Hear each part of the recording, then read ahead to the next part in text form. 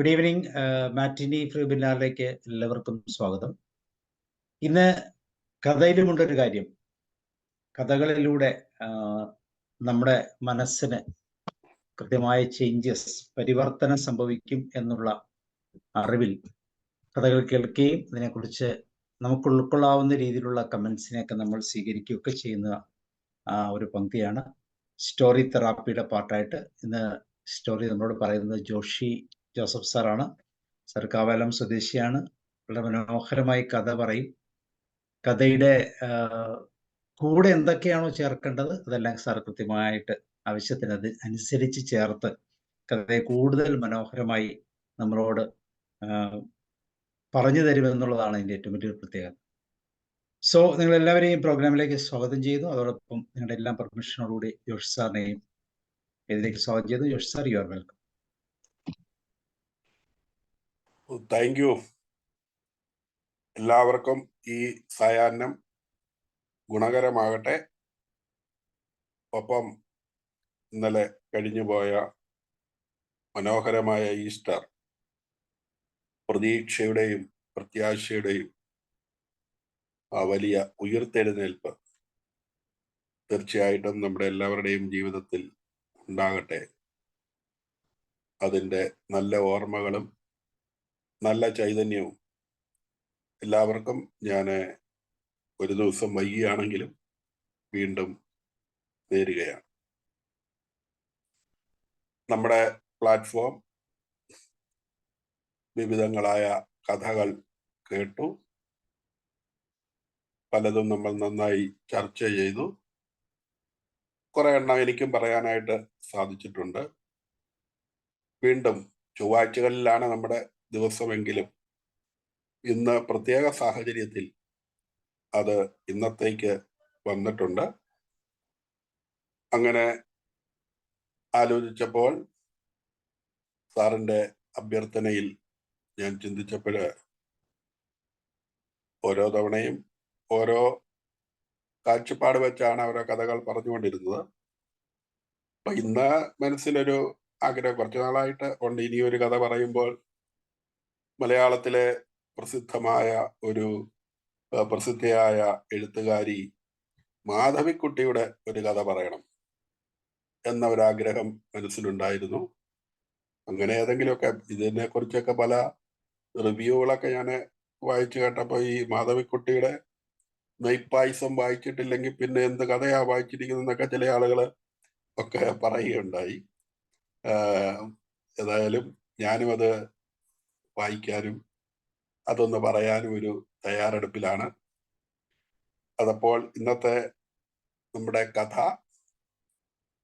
നെയ്പായസം.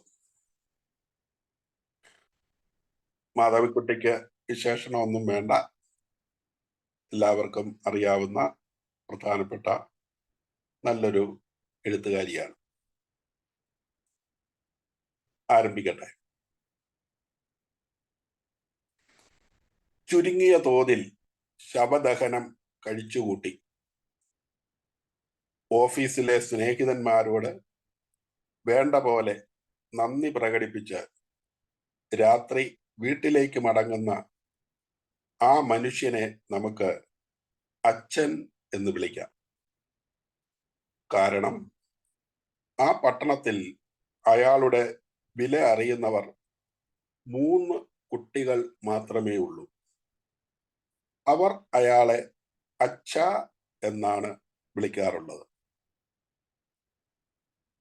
ബസ്സിൽ അപരിചിതരുടെ ഇടയിൽ ഇരുന്നു കൊണ്ട് അയാൾ ആ ദിവസത്തിനെ ഓരോ നിമിഷങ്ങളും വെവ്വേറെ എടുത്ത് പരിശോധിച്ചു. രാവിലെ എഴുന്നേറ്റത് തന്നെ അവളുടെ ശബ്ദം കേട്ടിട്ടാണ്.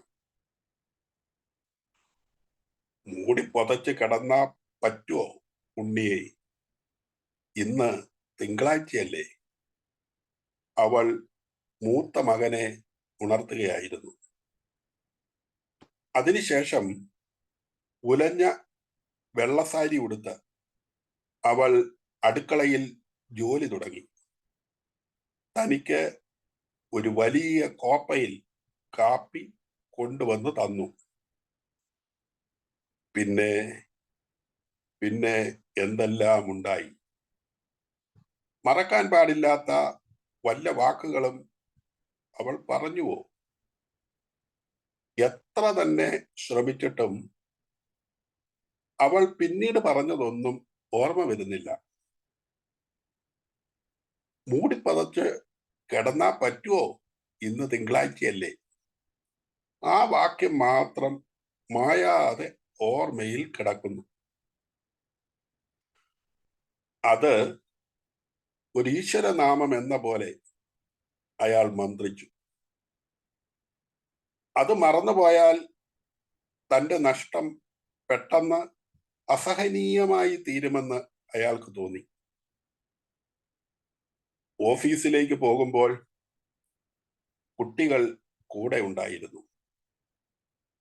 അവർക്ക് സ്കൂളിൽ വെച്ച് കഴിക്കാനുള്ള പലഹാരങ്ങൾ ചെറിയ അലുമിനിയം പാത്രങ്ങളിലാക്കി അവൾ എടുത്തു കൊണ്ടുവന്ന് തന്നു.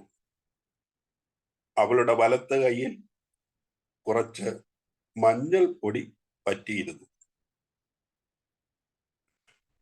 ഓഫീസിൽ വച്ച് അവളെപ്പറ്റി ഒരിക്കലെങ്കിലും ഓർക്കുകയുണ്ടായില്ല. 1-2 കൊല്ലങ്ങൾ നീണ്ടുനിന്ന ഒരു അനുരാഗ ബന്ധത്തിന്റെ ഫലമായിട്ടാണ് അവർ വിവാഹം കഴിച്ചത്.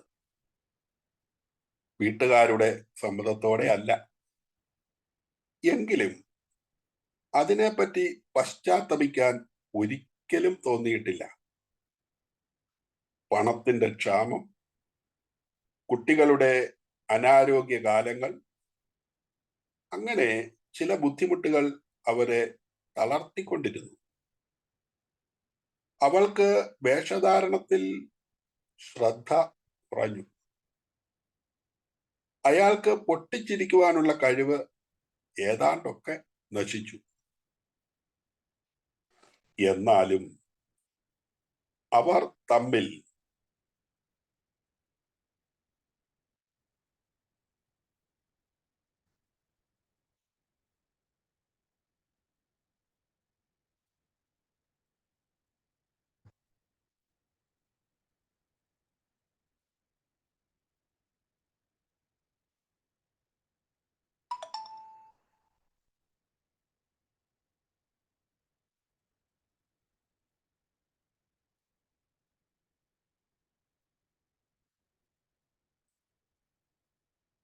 എന്ത് പറ്റി?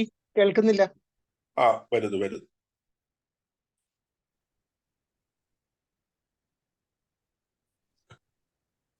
എന്നാലും അവർ തമ്മിൽ സ്നേഹിച്ചു. അവരുടെ 3 കുട്ടികൾ അവരെയും സ്നേഹിച്ചു. ആൺകുട്ടികളായിരുന്നു. ഉണ്ണി 10 വയസ്സ്, ബാലൻ 7 വയസ്സ്, രാജൻ 5 വയസ്സ്. മുഖത്ത് എല്ലായ്പ്പോഴും മെഴുക്കു പറ്റി നിൽക്കുന്ന 3 കുട്ടികൾ. പറയത്തക്ക സൗന്ദര്യമോ സാമർഥ്യമോ ഒന്നുമില്ലാത്തവർ. പക്ഷേ അമ്മയും അച്ഛനും അന്യോന്യം പറഞ്ഞു, ഉണ്ണിക്ക് എഞ്ചിനീയറിംഗിലാ വാസന. അവൻ എപ്പോഴും ഓരോന്നും ഉണ്ടാക്കിക്കൊണ്ടിരിക്കും. ബാലനെ ഡോക്ടറാക്കണം. അവന്റെ നെറ്റി കണ്ടോ? അത്ര വലിയ നെറ്റിയാണ്. അത് ബുദ്ധിയുടെ ലക്ഷണമാണ്. രാജന് ഇരുട്ടത്ത് നടക്കാനും കൂടി പേടിയില്ല. അവൻ സമർത്ഥന, പട്ടാളത്തിൽ ചേരുന്ന മട്ട. അവർ താമസിച്ചിരുന്നത് പട്ടണത്തിൽ. ഇടത്തരക്കാർ താമസിക്കുന്ന ഒരു ചെറിയ തെരുവിലാണ്. 1-ാം നിലയിൽ 3 മുറികളുള്ള ഒരു ഫ്ലാറ്റ്. ഒരു മുറിയുടെ മുൻപിൽ കഷ്ടിച്ച് 2 ആൾക്ക് നിൽക്കുവാൻ സ്ഥലമുള്ള ഒരു കൊച്ചു വരാന്തയുണ്ട്. അതിൽ അമ്മ നനച്ചുണ്ടാക്കിയ ഒരു പനിനീര് ചെടി ഒരു പൂച്ചട്ടിയിൽ വളരുന്നു. പക്ഷേ ഇതേവരെ പൂ ഉണ്ടായിട്ടില്ല. അടുക്കളയിൽ ചുമരിന്മേൽ തറച്ചിട്ടുള്ള കൊളുത്തുകളിൽ പിച്ചള ചട്ടുകങ്ങളും കരണ്ടികളും തൂങ്ങിക്കിടക്കുന്നു. സ്റ്റൗവിന്റെ അടുത്ത് അമ്മ ഇരിക്കാറുള്ള ഒരു തേഞ്ഞ പലകയുമുണ്ട്. അവൾ അവിടെ ഇരുന്ന് ചപ്പാത്തി ഉണ്ടാക്കുമ്പോഴാണ് സാധാരണയായി അച്ഛൻ ഓഫീസിൽ നിന്ന് മടങ്ങിയെത്തുക. ബസ് നിന്നപ്പോൾ അയാൾ ഇറങ്ങി. കാലിന്റെ മുട്ടിന് നേരിയ ഒരു വേദന തോന്നി. വാദമായിരിക്കുമോ? താൻ കിടപ്പിലായാൽ കുട്ടികൾക്ക് ഇനി ആരാണ് ഉള്ളത്? പെട്ടെന്ന് അയാളുടെ കണ്ണുകൾ നിറഞ്ഞു. അയാൾ ഒരു മുഷിഞ്ഞ കൈലേസ് കൊണ്ട് മുഖം തുടച്ചു. ധൃതിയിൽ വീട്ടിലേക്ക് നടന്നു. കുട്ടികൾ ഉറങ്ങിയിരിക്കുമോ? അവർ വല്ലതും കഴിച്ചിട്ടുണ്ടാകുമോ? അതോ കരഞ്ഞു കരഞ്ഞ് ഉറങ്ങിയോ? കരയാനുള്ള തന്റെ ഇടവും അവർക്ക് വന്നു കഴിഞ്ഞിട്ടില്ല. ഇല്ലെങ്കിൽ താൻ അവളെ എടുത്ത് ടാക്സിയിൽ കയറ്റിയപ്പോൾ ഉണ്ണി എന്താണ് കരയാതെ വെറുതെ നോക്കിക്കൊണ്ട് നിന്നത്? ചെറിയ മകൻ മാത്രം കരഞ്ഞു. പക്ഷെ അവന് ടാക്സിയിൽ കയറണമെന്നും പറഞ്ഞുള്ള വാശിയായിരുന്നു. മരണത്തിന്റെ അർത്ഥം അവർ അറിഞ്ഞിരുന്നില്ല. തീർച്ച. താൻ അറിഞ്ഞിരുന്നുവോ? ഇല്ല. എന്നും വീട്ടിൽ കാണുന്ന അവൾ പെട്ടെന്നൊരു വൈകുന്നേരം യാതൊരാളോടും യാത്ര പറയാതെ നിലത്ത് ഒരു ചൂലിന്റെ അടുത്ത് വീണ് മരിക്കുമെന്ന് താൻ വിചാരിച്ചിരുന്നുവോ? ഓഫീസിൽ നിന്ന് വന്നപ്പോൾ താൻ അടുക്കളയുടെ ജനൽവാതിലിൽ കൂടി അകത്തേക്ക് നോക്കി. അവൾ അവിടെ ഉണ്ടായിരുന്നില്ല. മുറ്റത്ത് കുട്ടികൾ കളിക്കുന്നതിന്റെ ശബ്ദം ഉയർന്നുകൊണ്ടിരുന്നു. ഉണ്ണി വിളിച്ചു പറയുകയാണ്, ഫസ്റ്റ് ക്ലാസ് ഷോട്ട്.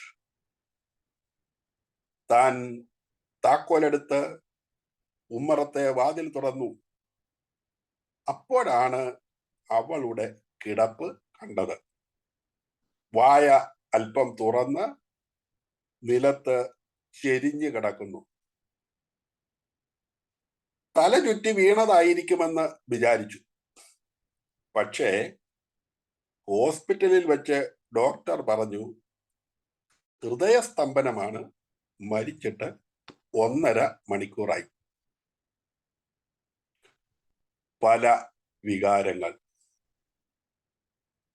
അവളോട് അകാരണമായി ഒരു ദേഷ്യം തോന്നി. അവൾ ഇങ്ങനെ മുന്നറിയിപ്പുകളൊന്നും കൂടാതെ എല്ലാ ചുമതലകളും എന്റെ തലയിൽ വച്ച് കൊണ്ട് പോയല്ലോ. ഇനി ആരാണ് കുട്ടികളെ കുളിപ്പിക്കുക? ആരാണ് അവർക്ക് പലഹാരങ്ങൾ ഉണ്ടാക്കി കൊടുക്കുക? ആരാണ് ദീനം പടിവിടുമ്പോൾ അവരെ ശുശ്രൂഷിക്കുക?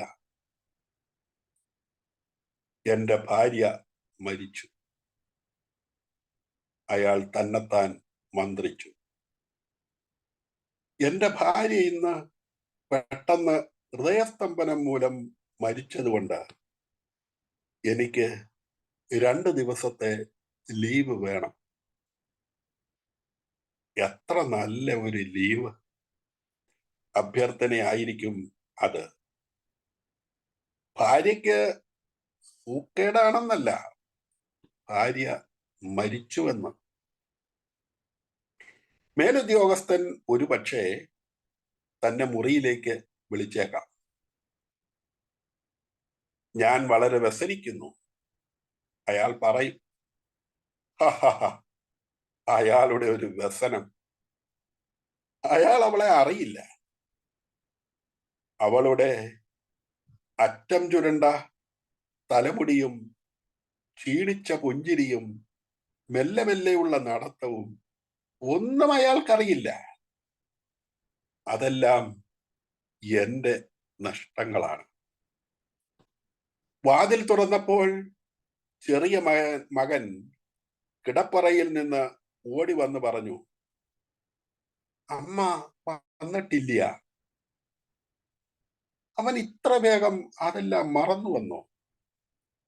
ടാക്സിയിലേക്ക് കയറ്റിവെച്ച ആ ശരീരം തനിച്ച് മടങ്ങി വരുമെന്ന് അവൻ വിചാരിച്ചുവോ? അയാൾ അവന്റെ കൈ പിടിച്ചുകൊണ്ട്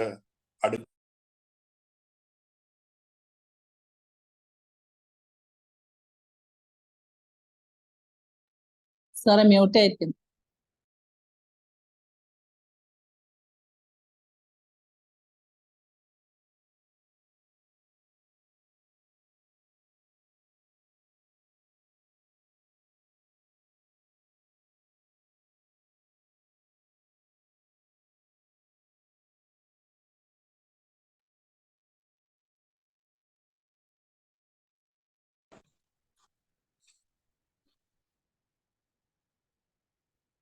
അയാൾ അവന്റെ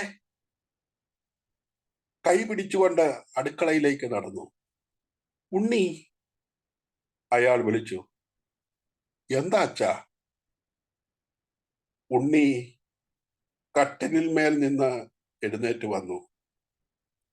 ബാലൻ ഉറങ്ങി.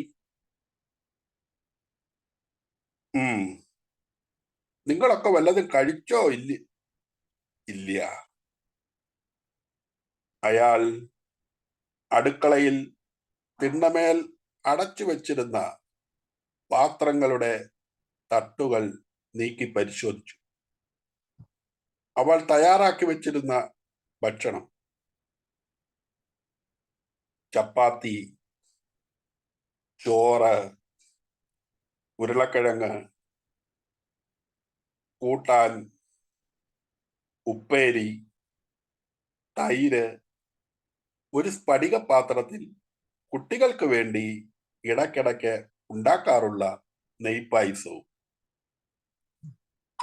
മരണത്തിന്റെ സ്പർശം തട്ടിയ ഭക്ഷണ സാധനങ്ങൾ. വേണ്ട, അതൊന്നും ഭക്ഷിച്ചുകൂടാ. ഞാൻ കുറച്ച് ഉപ്പുമാവ് ഉണ്ടാക്കി തരാം. ഇതൊക്കെ തണുത്തിരിക്കുന്നു, അയാൾ പറഞ്ഞു.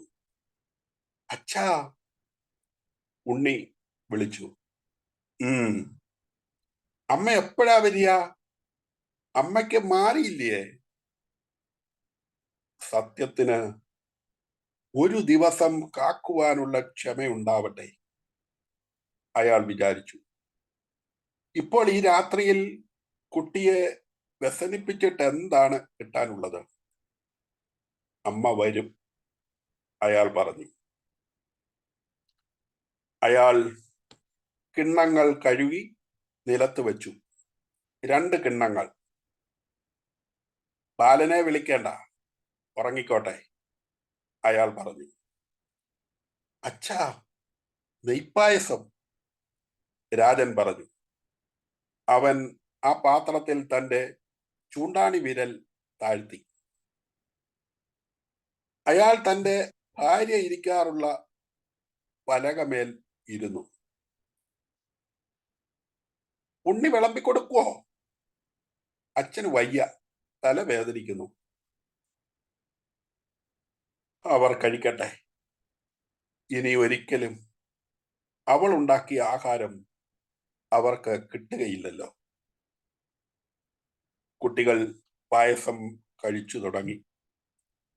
അയാൾ അത് നോക്കിക്കൊണ്ട് നിശ്ചലനായി ഇരുന്നു.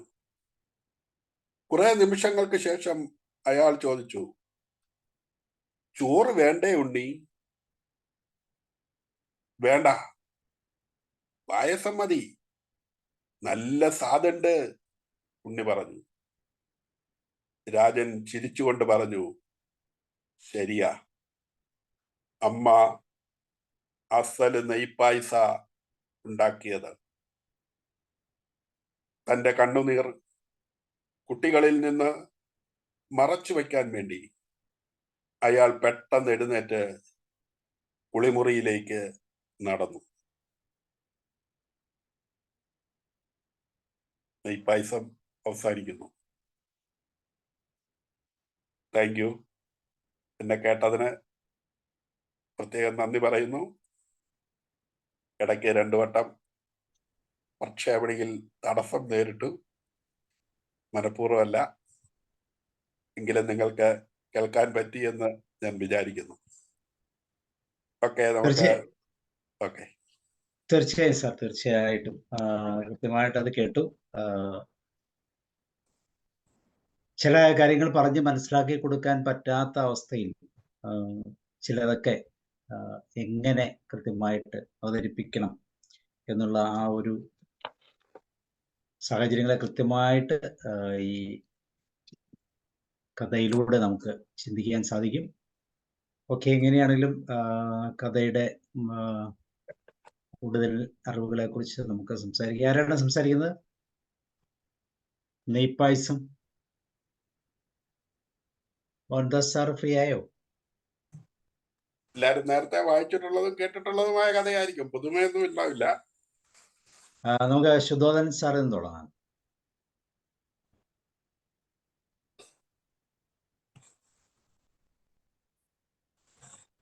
ഞാനതൊന്ന് ശരിയായിക്കൊള്ളട്ടെ. ഓക്കെ സാർ, ഓക്കെ, ശരിയായിക്കോളൂ. അത് ഒരു പല പ്രാവശ്യം വായിച്ച് വിഷമിച്ചൊരു കഥയാണത്. വായിച്ച് വിഷമിക്കുക എന്ന് പറഞ്ഞാൽ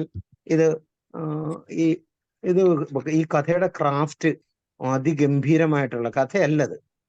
അതിന്റെ ക്രാഫ്റ്റ്, വലിയ നിർമ്മിതി മാധവിക്കുട്ടിക്ക് മാത്രം കഴിയുന്ന വിധത്തിലുള്ള ഒരു ഗംഭീരമാണ്. ഈ തലക്കെട്ട് മുതൽ തുടങ്ങുകയാണത്. നെയ്പായസം എന്നൊരു കഥയ്ക്ക് പേരിടുമ്പോൾ തന്നെ ആ കഥ തലക്കെട്ട് വായിക്കുമ്പോൾ തന്നെ നമുക്കൊരു നെയ്മണം, ഒരു പായസത്തിന്റെ മണം അങ്ങനെ മൂക്കിലേക്ക് പതുക്കെ പതുക്കെ അരിച്ചു കയറുന്ന പോലെ എനിക്ക് തോന്നാറുണ്ട്. ഈ നെയ്പായസം കേൾക്കുമ്പോൾ നാവിൽ വെള്ളം മൂറുക മാത്രമല്ല, മൂക്കിലൊരു മണം കൂടെ വരുന്ന രീതിയിൽ. അപ്പൊ അതില് ഈ മോഡേൺ അടിപൊളി അമ്മമാരുടെ അല്ലെ ഗ്രഹനായികമാരുടെ കഥയല്ലിത്. നമ്മുടെയൊക്കെ ജനറേഷന്റെ അമ്മ ആ ഒരുപാട് പണി ചെയ്ത് മുഖമില്ലാതെ ഈ ഇപ്പോഴത്തെ മോഡേൺ അടുക്കളയല്ല, ഈ നിലത്തിരുന്ന് തീ ഊതുകയും അതേപോലെ കറിക്കരിയും കൊരണ്ടിപ്പലക എന്ന് പറഞ്ഞൊരു പലകയിൽ ഇരുന്ന് ചപ്പാത്തി പരത്തുകയും ഒക്കെ ചെയ്യുന്ന അമ്മ. പക്ഷെ ഒരുപാട് കാര്യങ്ങൾ ഇതിനകത്ത് ഇണക്കി ചേർത്തിട്ടുണ്ട്. ഈ പ്രണയവിവാഹങ്ങളുടെ ശേഷമുള്ള ഈ സാമ്പത്തിക ഞെരുക്കമുള്ള ജീവിതത്തിൽ തോന്നുന്ന ഒരു വൈരസ്യം, ഒരുങ്ങാൻ മറന്നുപോയി. പണ്ടാണെങ്കിൽ ആ പുഞ്ചിരിയും ആ വസ്ത്രധാരണവും ഒക്കെ വല്ലാതെ മോഹിപ്പിച്ചിരുന്ന ഭർത്താവ് പോലും ഓഫീസ് ജോലിക്കിടയിൽ ഒരിക്കലും ഭാര്യയെ ഓർമ്മിക്കാറില്ല. അയാളും പൊട്ടിച്ചിരി മറന്നുപോയിരിക്കുന്നു എന്നൊക്കെയുള്ള. പിന്നെ ഈ കുട്ടികളുടെ വയസ്സ് വരെ 10, 7, 5 ആദ്യ മക്കളുടെ പേര് ഉണ്ണി എന്നുള്ള പേരിൽ തുടങ്ങുന്ന അതേപോലെ നമ്മുടെ ഈ ഹൃദയത്തിനെ അങ്ങനെ പിടിച്ച് ഞെരിച്ച് വിഷമിപ്പിക്കുന്ന രീതിയിൽ. അപ്പൊ അതുപോലെ ഈ നഗരത്തിലെ ഒരു ഇടത്തരക്കാരുടെ ഈ ഒരു പരിചിത ജീവിതം ഉണ്ടല്ലോ, അത് ഒരു 4 സെന്റൻസ് ആണെന്ന് തോന്നുന്നു അതില്. അതായത് ഈ പൂ ഉണ്ടാവാത്ത പനിനീർ ചെടി, അതേപോലെ കൊരണ്ടിപ്പലക, ചപ്പാത്തി നിർമ്മാണം, അങ്ങനെ 3-4 കാര്യം കേൾക്കുമ്പോൾ തന്നെ നമുക്ക് അവരുടെ ഒരു ലിവിങ് സ്റ്റാൻഡേർഡ് അഥവാ ജീവിത സാഹചര്യം തന്നെ നമുക്ക് മനസ്സിലാവാം. അപ്പോ ഇതിൽ ഈ മരണം എത്ര മരണം ദുർബലം എന്നൊക്കെ പറഞ്ഞ് കെ സുരേന്ദ്രന്റെ നോവലൊക്കെ ഉണ്ടെങ്കിലും ഈ മരണം ദുർബലമല്ല, അത് അതിഭീകരമായിട്ട് നമ്മളെയും പിടിച്ചുലയ്ക്കുന്ന രീതിയിൽ. തീർച്ചയായിട്ടും ഈ കഥ വായിക്കുന്ന പുരുഷന്മാരെല്ലാം ഈ മക്കളുള്ള അവരുടെ ഭാര്യമാരെ, കുട്ടികളുടെ അമ്മയെ പറ്റി ചിന്തിക്കുകയും ഒക്കെ അവരുടെ ഹൃദയത്തിൽ സ്പർശിക്കുകയും ചെയ്യുന്നുണ്ട്. ഈ മാധവിക്കുട്ടി ഗംഭീര ആളാണല്ലോ, നമ്മളൊന്നും പറയണ്ട. കമലാദാസായിട്ടും മാധവിക്കുട്ടിയായിട്ടും ഈ കമല സുരയ്യയായിട്ടും ഒക്കെ പകർന്നാടിയ പല വേഷങ്ങൾ പല ഭാവങ്ങളിലൊക്കെ അടിത്തിമർത്തിയ ഒരാളാണ്. അപ്പൊ ഈ ഭാര്യ മരിച്ച ഒരാളിന്റെ മനോഗതങ്ങളില്, അപ്പൊ ഭാര്യ മരിച്ച് ഒന്ന് മനസ്സിലാക്കിയ ആളിന് ആദ്യം ഒരു ദേഷ്യ വന്നത്, ഈ മക്കളെ കുളിപ്പിക്കാൻ ഇനി ആരാ, എന്നെ തിങ്കളാഴ്ച രാവിലെ വിളിച്ചുണർത്തി വിടാൻ ആരാ എന്നൊക്കെ ഉള്ളത്. നമ്മളൊക്കെ ഇങ്ങനെ പരീക്ഷിച്ച് നോക്കിയിട്ടില്ലാത്തവരാണെങ്കിലും ഇപ്പോ നമുക്കത് പക്ഷെ ആലോചിക്കാൻ പെട്ടെന്നൊരു അവസരം കിട്ടുകയാണ്. അതുപോലെ ഈ കുട്ടി ഉപ്പുമാവ് വേണ്ട, നെയ്പ്പായസം മതി അമ്മ ഉണ്ടാക്കിയെന്ന് പറയുമ്പോഴത്തേക്ക് നമ്മുടെ നെഞ്ഞ് എത്രയോ പ്രാവശ്യം, ഞാനൊരു 25 പ്രാവശ്യം ഈ കഥ വായിക്കുകയും അത് കേൾക്കുകയും ഒക്കെ ചെയ്തിട്ടാണെങ്കിലും നമ്മുടെ നെഞ്ഞിൽ ഇങ്ങനെ ഒരു കരിങ്കല്ല് കയറ്റിയ വിഷാദം ഇങ്ങനെ വരും. പക്ഷെ കഥയുടെ ഒരു ഇതിൽ വളരെ സൗമ്യമായിട്ടൊരു തുടക്കവും പിന്നെ അത് കഴിഞ്ഞതിന് ശേഷം ഈ ശവസംസ്കാരം കഴിഞ്ഞ് മടങ്ങുന്ന ഒരാളാണെന്ന് മനസ്സിലാക്കുമ്പോഴേക്ക് നമ്മളെ ചുഴറ്റിയടിക്കുകയും പിന്നെ നമ്മുടെ ഹിപ്പോക്രസി അറിയാലോ, ഓഫീസർ പറയുന്നു ഞാൻ വിഷാദിക്കുന്നു എന്നൊക്കെ. ഈ officer, I'm sorry your wife died, she's no more, ഇത് എന്താ പറയുക, അങ്ങനെ ആദരാഞ്ജലികൾ എന്നൊക്കെ പറഞ്ഞിട്ട് ഇപ്പൊ നമ്മൾ വാട്സപ്പിലൊക്കെ ഇടുന്ന പോലെ ഒരു സ്പർശിക്കാത്ത ഒരു ഇത്. പിന്നെ അവസാനം ഈ ഗ്രഹനാഥൻ അച്ഛൻ ഈ കണ്ണീരടക്കാൻ പറ്റാതെ കുളിമുറിയിലേക്ക് രക്ഷപ്പെടുന്നത് പോലെ ഈ വായനക്കാരൻ കണ്ണീര് അടക്കാൻ പറ്റാതെ ഈ എത്ര പ്രാവശ്യം കഥ വായിച്ചാലും കണ്ണീരടക്കാതെ കുളിമുറിയിലേക്കൊന്നും പോയില്ലെങ്കിലും നമ്മൾ അങ്ങനെ ആലോചിച്ചിരുന്നു പോകും. സത്യം പറഞ്ഞാൽ ഇതുപോലുള്ള കഥകളാണ് മനുഷ്യന് വായിക്കാൻ വേണ്ട കഥകളായിട്ട് ഒക്കെ ഉള്ളത്. കാരണം നമ്മുടെ ഈ ഭാര്യാഭർത്തൃ ജീവിതത്തിലൊക്കെ നമുക്കറിയാം, ഈ ഭാര്യയുടെ ആ റോളൊക്കെ അങ്ങോട്ട് മറന്നു പോകാറുണ്ട് നമ്മൾ. അവരെന്തൊക്കെയാണ് ചെയ്യുന്നത്, എന്തൊക്കെയാണ്, ഭാര്യയ്ക്ക് ജോലിയുണ്ടോ, ഇല്ല ജോലിയില്ല എന്നൊക്കെ പറയുകയും ചെയ്യുന്നത്. അപ്പൊ ഞാൻ ഈ ജനറേഷൻ അമ്മമാരുടേതല്ല ഈ കഥ, പക്ഷെ നമ്മുടെയൊക്കെ അമ്മമാരുടെ ഒരു കഥ പോലെ. എന്തായാലും സാർ ഈ കഥ തന്നെ തിരഞ്ഞെടുത്തത് നന്നായി.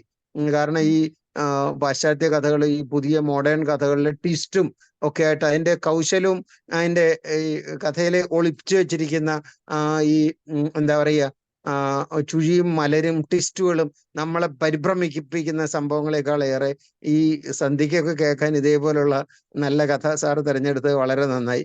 സാറ് വളരെ ഈ മോഡുലേഷൻ സൗണ്ട് ബ്രേക്കായി എങ്കിൽ പോലും അത് ഭംഗിയായിട്ട് ഈ നമ്മൾ വായിക്കുന്ന പോലെ തന്നെ തോന്നിപ്പിച്ചു. നല്ല ഒരു കഥ വീണ്ടും വീണ്ടും വീണ്ടും കേട്ടതിന്റെ ഒരു സുഖം, അതിന്റെ ഒരു വിഷാദമൊക്കെ ഞാൻ ആസ്വദിക്കുകയാണ്. Thank you. Thank you sir. തീർച്ചയായും റോയ് സാർ.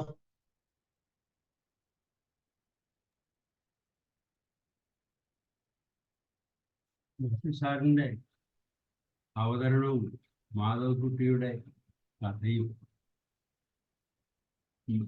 കുടുംബജീവിതത്തിലും സമൂഹ ജീവിതത്തിലും ഔദ്യോഗിക ജീവിതത്തിലും ഒക്കെ ഉള്ള ചില പ്രശ്നങ്ങൾ വളരെ ഭംഗിയായി വരച്ചു കാണിക്കുന്ന ഒരു കഥയാണ്.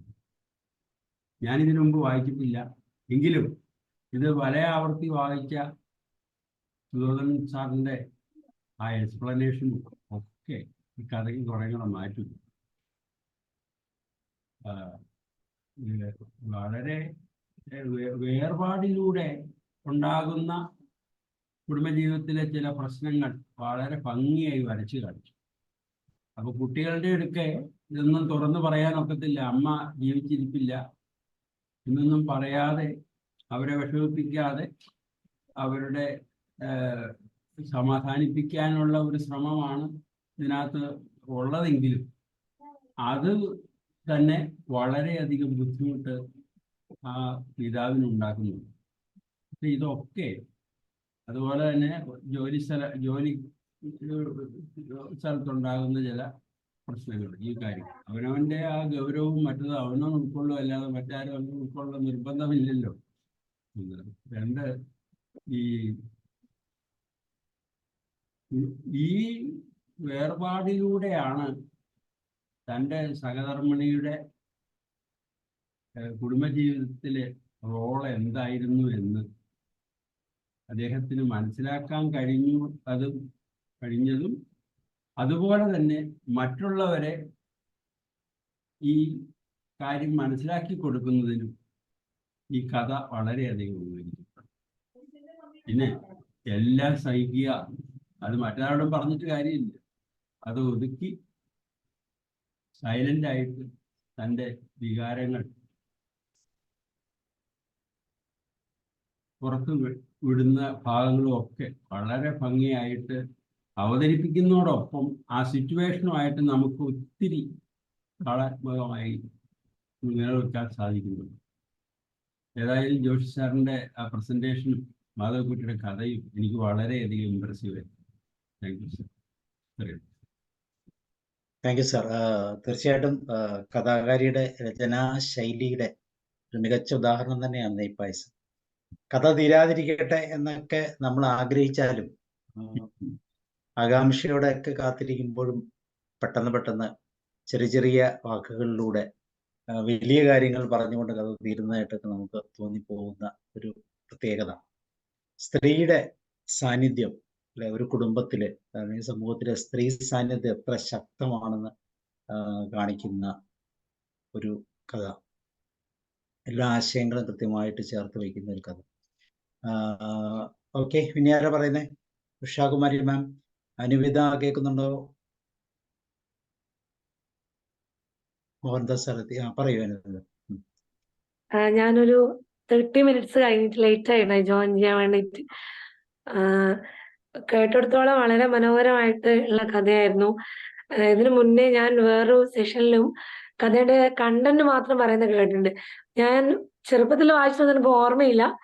പക്ഷെ എന്നാലും സാറ് വായിച്ചപ്പോൾ അതിങ്ങനെ ഡയലോഗ്സ് എല്ലാം ആ വോയിസ് മോഡുലേഷൻ കൊണ്ടുവന്നിട്ട് വളരെ നല്ല ടച്ചിങ് ആയിട്ട് സാർ വായിച്ചത് കേട്ട ഭാഗങ്ങളെല്ലാം.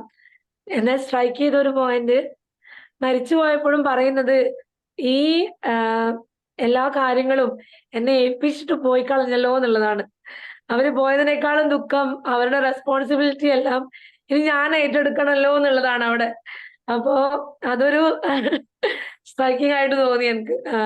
അവർ നഷ്ടപ്പെട്ട ദുഃഖത്തിനേക്കാളും മീതെ നിൽക്കുന്ന ദുഃഖം എന്ന് പറയുന്നത് താൻ ആ റോളിലേക്ക് ഇനി വരണമല്ലോ എന്നുള്ളതാണ്. അതേപോലെ നമ്മള് ജീവിതത്തിൽ ഉള്ള സമയത്ത് ഓരോ കാര്യങ്ങളും നെഗ്ലക്ട് ചെയ്ത് കഴിയുമ്പോൾ പോയി കഴിഞ്ഞാൽ പിന്നെ നമുക്കൊന്നും ചെയ്യാൻ പറ്റില്ലല്ലോ. അപ്പൊ ആ സമയത്ത് കണ്ണീരൊഴുക്കിയിട്ടോ അതിനവിടെ വാല്യൂ ഇല്ല എന്നുള്ളതാണ്. ആ സമയത്ത് നമുക്ക് എന്തെല്ലാം ജീവിക്കുമ്പോൾ ചെയ്യാൻ പറ്റും അത് മാക്സിമം നമ്മളെ കൊണ്ട് ചെയ്യാൻ വേണ്ടി പറ്റുക ചെയ്തു കൊടുക്കുക. അപ്പൊ അത് പാരന്റ്സിനാണെങ്കിലും നമ്മുടെ പാർട്ട്ണർക്കാണെങ്കിലും അത് നഷ്ടപ്പെട്ട് കഴിഞ്ഞാൽ പിന്നെ നമ്മൾ അതിൽ ദുഃഖിക്കുന്നതിൽ ഒരു അർത്ഥവും ഇല്ല എന്നുള്ളതാണ്. ജീവിക്കുന്ന കാലത്തോളം മാക്സിമം സന്തോഷം നൽകാൻ വേണ്ടി ശ്രമിക്കുക, അവരെ സർവീസ് ചെയ്യാൻ വേണ്ടി ശ്രമിക്കുക. Thank you sir.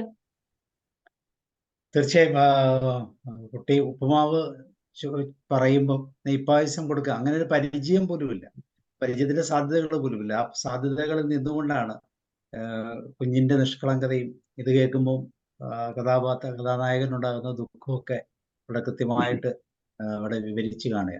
ദുഃഖമടക്കാൻ പറ്റാതെ കുളിമുറിയിലേക്ക് കയറി പോകുന്നതുമല്ല. മോഹൻദാസ് സാർ പറയും. മാധവിക്കുട്ടി ഞാൻ കണ്ടിട്ടുണ്ട്. ബാങ്കിലെ അവർ ഡയറക്ടർ ബോർഡ് മെമ്പർ ആയിരുന്നു SBTയിലെ. അപ്പൊ 82 ആ കാലഘട്ടത്തിൽ ജനറൽ ബോഡി മീറ്റിങ്ങിന് അവർ വരുന്നതും ആ റിസപ്ഷനിലെ മറ്റേ അവരുടെ ഹസ്ബൻഡ് നിൽക്കുന്നതൊക്കെ അപൂർവമായിട്ടുള്ള കാഴ്ചകളാണ് കണ്ടിട്ടുണ്ട്.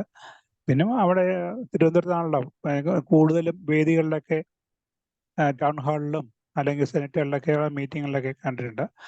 പിന്നെ ഞാൻ കോളേജിൽ പഠിച്ചുകൊണ്ടിരിക്കുമ്പോഴാണ് മാധവിക്കുട്ടിയുടെ രുക്മിണിക്കൊരു പാവക്കുട്ടി നല്ല ആ മലയാള നാട്ടിൽ വന്നൊരു കണ്ടസായിട്ട് വന്നിട്ട് ഒരു ഇത് വായിക്കാനുള്ളൊക്കെ ഉണ്ടായത്. അപ്പൊ ഇങ്ങനെ ഇടയ്ക്കിടയ്ക്ക് ഇങ്ങനെ വായിച്ചിട്ടുണ്ട്. പക്ഷെ ഇത് ഈ ചെറുകഥ കേട്ടിട്ടില്ല. ഇത് ഞാൻ പുറത്താണെങ്കിൽ പോലും അത് മുഴുവൻ കേട്ടു. ഒന്ന് ആ നെയ്പായസം എന്നുള്ളത്. നെയ്പായസം എന്ന് പറഞ്ഞാൽ അത് പെട്ടെന്ന് ചീത്തയായി പോകുന്നതല്ല. മറ്റു പദാർത്ഥങ്ങളൊക്കെ ഈ പറഞ്ഞ മരണ വീട്ടിലെ പദാർത്ഥങ്ങളൊക്കെ സാധാരണ അങ്ങനെ ആരും പിന്നെ ഉപയോഗിക്കാറില്ല.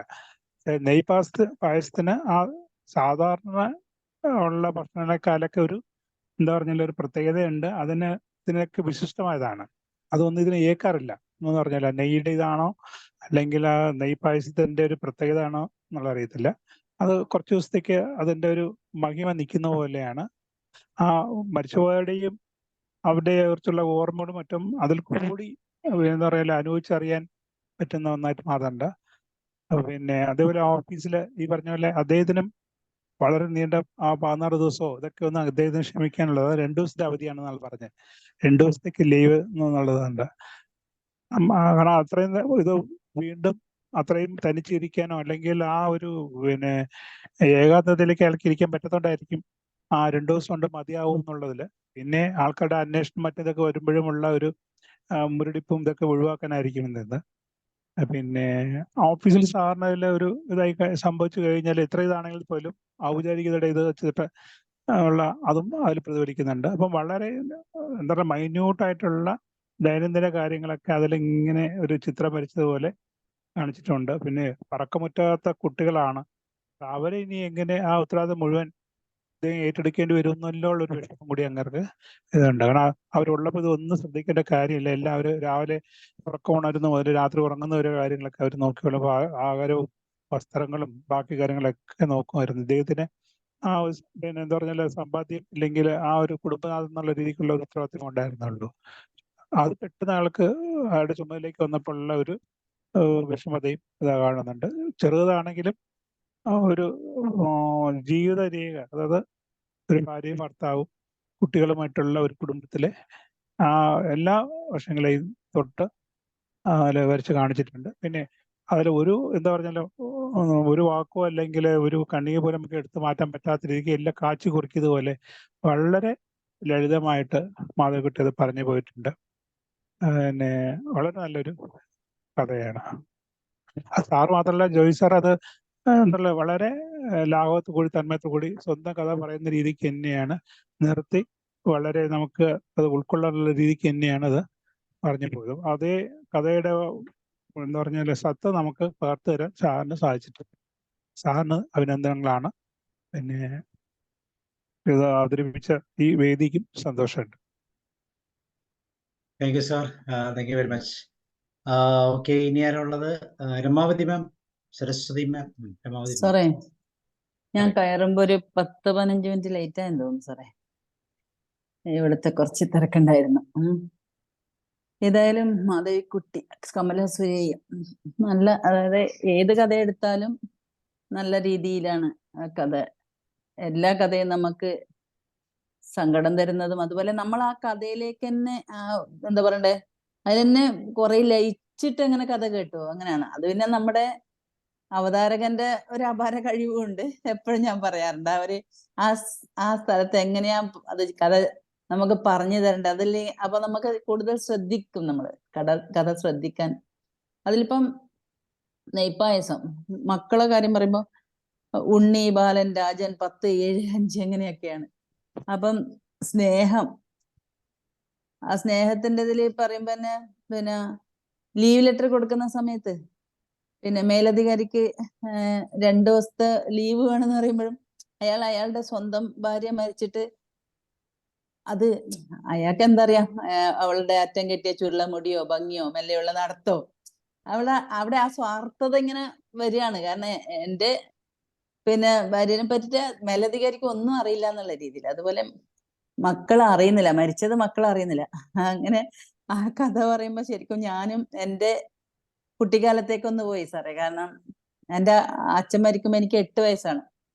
അപ്പം അതിന് തൊട്ട് മൂത്തത് 3 സഹോദരങ്ങൾ, അതിനും മൂത്ത 2 കല്യാണം കഴിഞ്ഞ ചേച്ചിമാരാണ്. അപ്പം നമ്മളെ ചേച്ചിന്റെ ഒരു അമ്മ മരിച്ച ചടങ്ങിന് പോയിട്ട് വന്നിട്ടാകുമ്പോ അത് പെട്ടെന്ന് അറ്റാക്കായിട്ട് മരിച്ചെന്ന് രാവിലെയാണ് വിവരം കിട്ടുന്നത്. അപ്പൊ മരുമകൻ പറയാണ് അച്ഛന്റെ, വേഗം പോ വീട്ടിലേക്ക് അമ്മയോട്.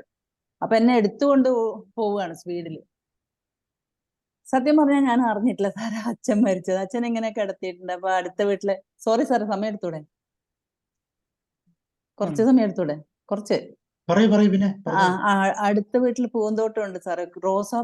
റോസാപ്പൂവിന്റെ പൂന്തോട്ടം, ഭയങ്കരമായിട്ട്. ഒരു പൂ പോലും തരില്ല സാറേ.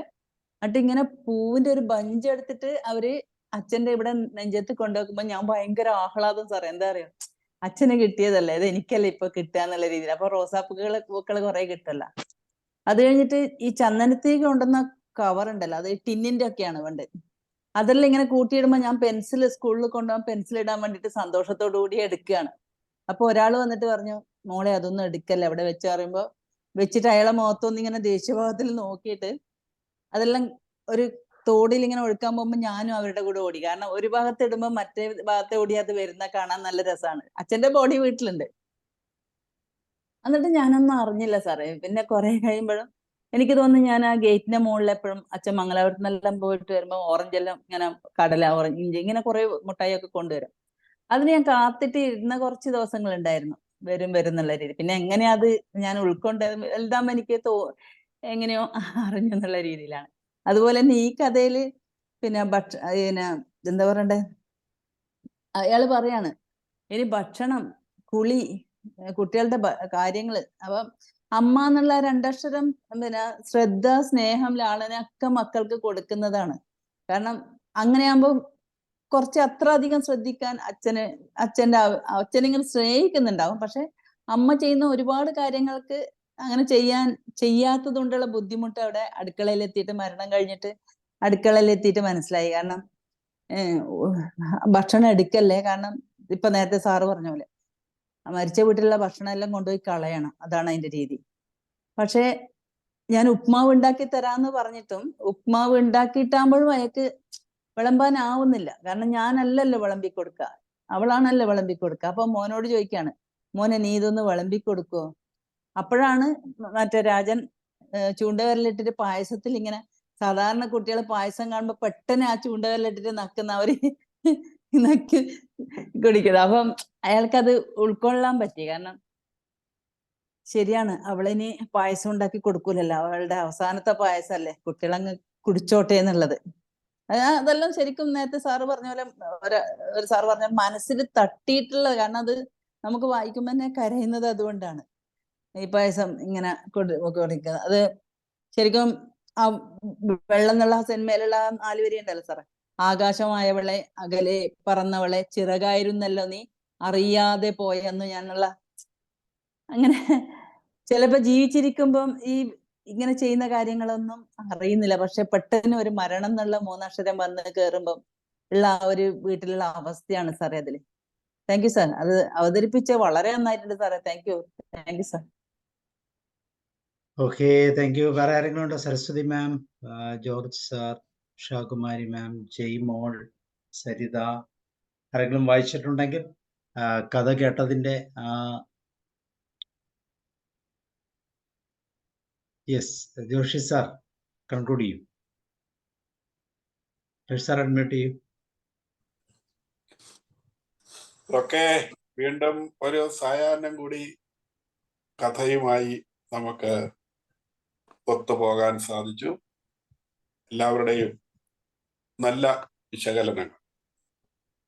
ഒരുപക്ഷെ ഈ കഥയ്ക്ക് പിന്നെ ഒരുപാട് ഗഹനമായ കാര്യങ്ങളൊന്നുമില്ല, വളരെ സിമ്പിളാണ്. എനിക്ക് ഈ കഥ വിലയിരുത്തുമ്പോൾ പ്രധാനമായും പറയാനുള്ള വളരെ സിമ്പിൾ, ഏതൊരാളിനും വായിച്ച് കുഞ്ഞു കുട്ടികൾക്ക് ഉൾപ്പെടെ മനസ്സിലാക്കാവുന്ന ഒരു നല്ല കഥ.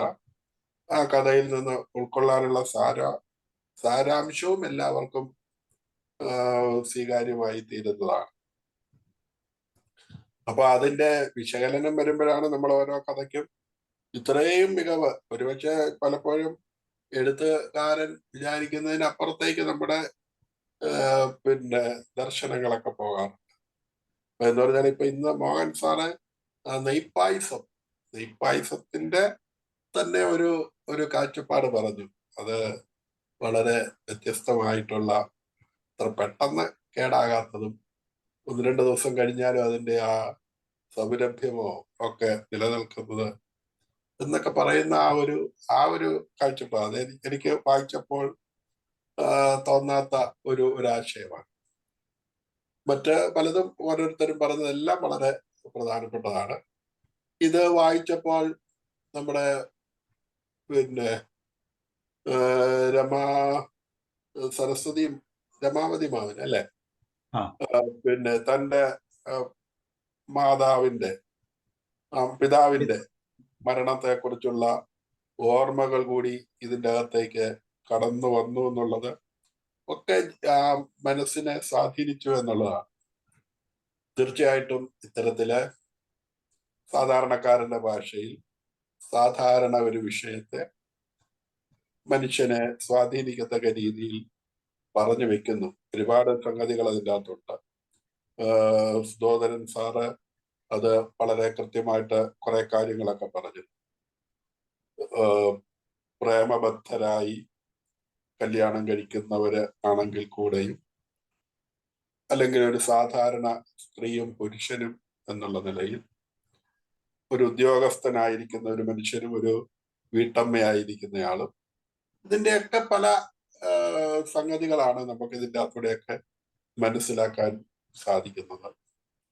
അവിടെ മക്കളെ വളർത്തുന്നതും ആ മക്കൾക്ക് വേണ്ടി ഇവിടെ സ്ത്രീയും പുരുഷനും കൂടെ ചേർന്നാണ് മക്കളെ വളർത്തുന്നതെങ്കിലും ഒരമ്മയുടെ അസാന്നിധ്യം അതുണ്ടാക്കുന്ന ബുദ്ധിമുട്ടുകൾ ആദ്യ ദിനത്തിൽ, പ്രത്യേകിച്ചും ആ അമ്മയില്ലാത്ത ആ പ്രഥമ രാത്രി എത്ര സംഘർഷഭരിതമായിരിക്കാമെന്നുള്ളത് ചിന്തിക്കാവുന്നതേ ഉള്ളൂ. അതിന്റെ ഒരു നേർക്കാഴ്ചയാണ് ആ ഭക്ഷണം തന്നെ. ഇതെങ്ങനെയാണ് കൊടുക്കപ്പെടുക, ഇനി ഇവരെ എങ്ങനെ കുളിപ്പിക്കും, ഇങ്ങനെയൊക്കെയുള്ള പല കാര്യങ്ങൾ അതിൻ്റെ അകത്തൂടെ വരുന്നത്. പക്ഷെ കുറച്ച് ദിവസം മുന്നോട്ട് പോകുമ്പോൾ സർവൈവ് ചെയ്യുമായിരിക്കാം. എങ്കിൽ കൂടെയും പെട്ടെന്നുണ്ടാകുന്നതായ ആ ഒരു വിടവ് എന്ന് പറയുന്നത് അതൊക്കെ വരച്ചു കാണിക്കാനായിട്ട് തീർച്ചയായിട്ടും സാധിച്ചിട്ടുണ്ട്. പിന്നെ നമ്മുടെ പഴയ നാടൻ അടുക്കളക്കാരിയായ സ്ത്രീ വസ്ത്രം പോലും അവരെ നന്നായിട്ട് ഒരു പക്ഷേ ധരിക്കാനോ അണിഞ്ഞൊരുങ്ങാനോ ഒന്നും പലപ്പോഴും കുട്ടികളെ വളർത്തുമ്പോൾ അതൊന്നും തോന്നില്ല, അല്ലെങ്കിൽ പറ്റാറില്ല. പിന്നെ ബാല്യത്തിലെ കുട്ടികളുടെ മനസ്സ്, അവർക്കിപ്പോ അപ്പനാണ് അല്ലെ അമ്മയാണ് മരിച്ചു എന്നൊക്കെ പറഞ്ഞാലും ഒരു പക്ഷെ അതങ്ങോട്ട് അവർ ഉൾക്കൊള്ളുന്നില്ല. അപ്പന്റെ മൃതദേഹം, അമ്മയുടെ മൃതദേഹം ശ്മശാനത്തിലേക്ക് പോകുമ്പോൾ എനിക്കും വരണമെന്ന് പറഞ്ഞ് കുട്ടി ശാഠ്യം പിടിക്കുന്നത് അമ്മയുടെ കൂടെ പോകാൻ വേണ്ടിയിട്ടല്ല, വണ്ടിയെ കയറാൻ വേണ്ടിയിട്ടാണെന്നുള്ളതാണ്. അപ്പൊ ആ നിഷ്കളങ്ക ഒരു മനസ്സിനെയാണ് അവിടെ കാണുന്നത്. അതിനുശേഷം അമ്മ ഇതുവരെയും വന്നില്ല എന്ന് പറയുന്ന ആ മകന്റെയൊക്കെ ആ സംസാരമൊക്കെ മനുഷ്യനെ സ്വാധീനിക്കുന്ന സംഗതികളാണ്. നമ്മൾ കേട്ടിരിക്കുന്ന കവിതയില് അച്ഛൻ ആലപ്പുഴയ്ക്ക് പോയി എന്ന് പറയുന്ന കവിതയിൽ നമ്മൾ ഏതാണ്ട് ഇതിന് സമാനമായിട്ടുള്ള ഒരു മുഹൂർത്തം സൃഷ്ടിക്കപ്പെടുന്നുണ്ട്. എന്തായാലും കൊള്ളാം, ഈ സാഹിത്യ സൃഷ്ടികൾക്ക് മനുഷ്യ മനസ്സിനെ എത്രമാത്രം സ്വാധീനിക്കാൻ സാധിക്കും. ഇങ്ങനെയൊക്കെയുള്ള കഥകൾ ആളുകൾ എഴുതട്ടെ, നമ്മുടെയൊക്കെ ഹൃദയമൊക്കെ ഒന്ന് അല്പം ആർദ്രമാകാനായിട്ട്. പ്രത്യേകിച്ച് ഈ ചെറുകഥ എന്ന് പറയുമ്പോൾ വളരെ ചെറിയ സമയം കൊണ്ട്, കുഞ്ഞ് സമയം കൊണ്ട് ഈ വിഷയങ്ങൾ മുഴുവൻ മനുഷ്യ മനസ്സിലേക്ക് കൊണ്ടുവരണം. അതൊക്കെ ഒരു വല്ലാത്ത കഴിവാണ്. തീർച്ചയായിട്ടും നമ്മുടെ ഈ പ്ലാറ്റ്ഫോമിലൂടെ ഇതിനൊക്കെ വീണ്ടും വീണ്ടും ജീവൻ വയ്ക്കാനായിട്ട് സാധിക്കുന്നു. നമുക്കൊക്കെ ഇങ്ങനെ പറയാനും കേൾക്കാനും വിലയിരുത്താനും ഒക്കെ സാധിക്കുന്നു. അതുമൊക്കെ വലിയ കാര്യങ്ങളാണ് തീർച്ചയായിട്ടും. തുടർന്നും ധാരാളം ആളുകൾ ഇതിലേക്ക് ഇത്തരത്തിൽ വരട്ടെ. എന്നെ കേട്ടതിന്, എന്നെ പ്രോത്സാഹിപ്പിച്ചതിന്, നല്ല വാക്കുകൾ പറഞ്ഞതിന്, നന്നായിട്ട് വിലയിരുത്തിയതിന് എല്ലാവർക്കും നന്ദി. Thank you.